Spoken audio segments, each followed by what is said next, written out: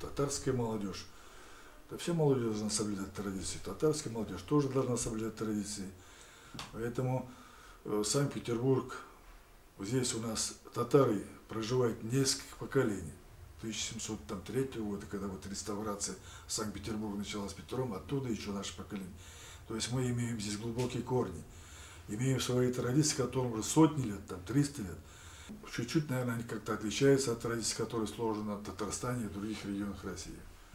Поэтому мы их стараемся придерживаться. И тех, которые приезжают сюда, новые, прилив, татарский прилив молодежи, которые поступают в наше учебное заведение, остаются здесь. Их тоже надо прививать любовь к нашему городу, любовь к своим соотечественникам, которые здесь десятки, сотни лет живут. Медиафорум сегодня прошел на высоком уровне. Я должен сказать организаторам большое спасибо. Я не ожидал, что так будет, потому что были горячие высказывания, споры были.